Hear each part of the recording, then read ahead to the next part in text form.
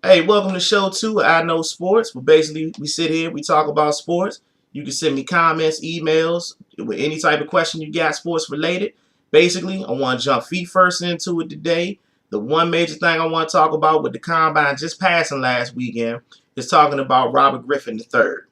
Now, I'm really interested in this topic because this is one of my favorite times in pro football, which is the off season. I love free agency. I love talking about mock drafts, speculating on where certain players may end up.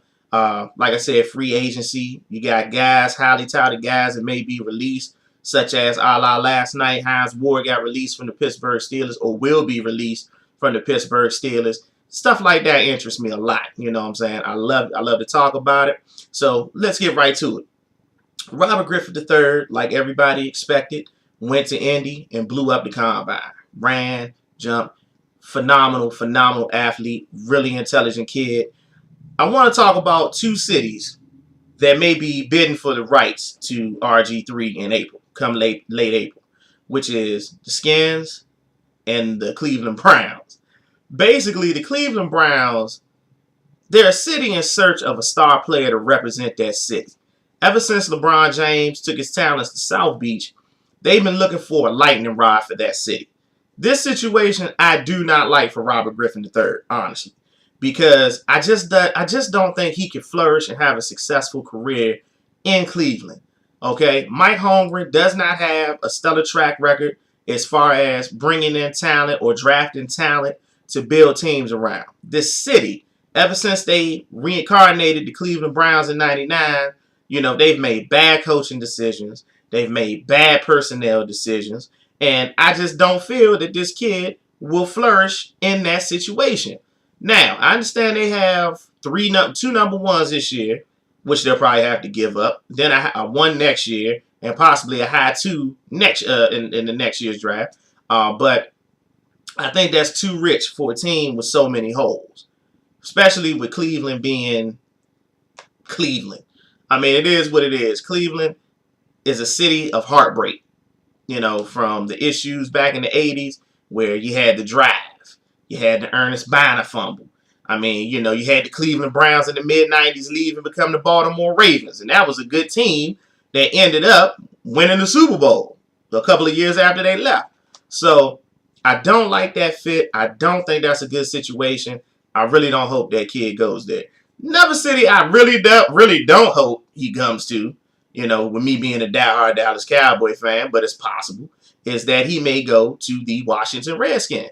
Now, I have friends that are Redskin fans. We've been debating this for the past couple of days since the news broke that they're intrigued as far as moving up from 6 to 2 with the same, trading with the Rams to acquire the rights of Robert Griffin.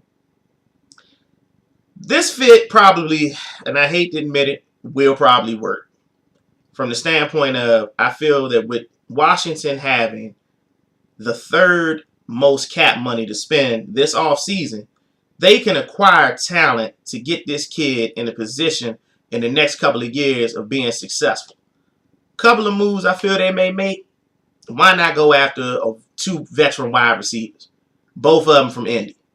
Reggie Wayne, who's a solid vet. Pierre Garçon, that's a guy that I think he could grow with. You still have Santana Moss, is a slot guy that's pretty good still at working over the middle, slants, screens, curls. You got a young tight end if he gets his act together, and Fred Davis, who they could probably franchise, get him some help with his weed problem. What the one thing in the NFL nowadays that young quarterbacks have that's always been a great safety valve is a great tight end. Brett Favre had Mark Chmura. Drew Bledsoe had Ben Coates. And, Tony Romo has Jason Witten. Montana had Dwight Clark. And it goes on and on and on and on. So basically, you got to get that kid back in the organization. If you're going just the learning curve and make it not as drastic as it normally is for young quarterbacks, there you go. You know what I'm saying? They have the money. They have the tools. Now, the question is, do they have the intelligence to go out and get some free agent linemen? I think they can. I think they will. I think they'll be in a bidding war with Dallas after Carl Nicks or Ben Grubbs. You know, I think if they, with the remaining picks that they have, third round on or maybe fourth round on, depending on how much they give to move up, they can go out and get some young talent because you can always find good young offensive line. You know, so even out at deep down inside, I hate to see that move happen. It's probably a move that will work for the Washington Redskins. You know, but there's a lot of people out there, like I said, a lot of Redskin fans that are going to debate me. I don't want them to come here because of how it's been with black quarterbacks.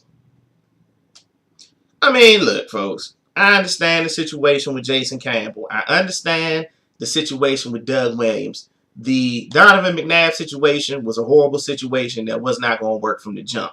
You can't take a quarterback that's been with the team for, 12 years and just, it wasn't a great fit. It wasn't a great fit on Shanahan and Allen's part. It wasn't a great fit for Donovan McNabb, period. And he done showed that he's been on 2 teams in 3 years, given the reins, and has blown it. So I can't really give y'all that.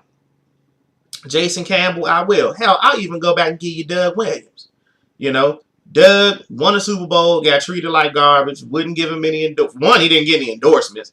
2, you didn't offer to give him another contract, especially when you look at it in hindsight, since Gibbs is such a, quarterback guru, he wanted Jay Schrader to have a job from the jump. Schrader just couldn't hack it. He was there when Theismann broke his leg, when LT snapped that thing like a chicken bone. He wanted to have Schrader lead this team or lead that team to a world title, and he didn't. Luckily, fell in Doug's laps. He handled it well. Rest is history. So I just think that on that tip, this kid is very intelligent. I think he can handle a coach or being in a system, that tries to be so complex that Shanahan runs, which it isn't, because, screens and curls and rollouts. That's all the man does. So it is what it is. I think he's intelligent enough. Steve Mariucci tried to, grill him, gave him a diagram of a play that's a basic West Coast offense play. Kid blew it up. Sat there and gave him like 10 to 12 other ways he could have success in that play. Steve Mariucci's jaw hit the ground. He was like, wow. Because, that stigma is that a lot of black quarterbacks that come out are, 1, not intelligent enough to run the West Coast offense. Okay. This is the exception to the rule. Cam Newton, they're running a semi-West Coast down there in Carolina. He was rookie of the year. So I think that they need to get out of that stigma. A quarterback's a quarterback. Because Ryan Leaf was dumb as a brick and he went number 2. There's been some busts. I'm not, Cade McNown. I hate to say this about the guy. Hell, Vince Young. If you're intelligent enough to run the position, run the position. It's X's and O's. High IQ. High football IQ is what you want out your quarterback. Because you didn't have guys who win national titles. Matt Leinart. He's an idiot. So it is what it is. But the situation, I think, for Robert Griffin III to be positive if he comes here. So, hey, best of luck to Redskins Nation. Because if it's not him, it's going to be Kyle Orton. So, pick and choose your battles. It's either him or Orton.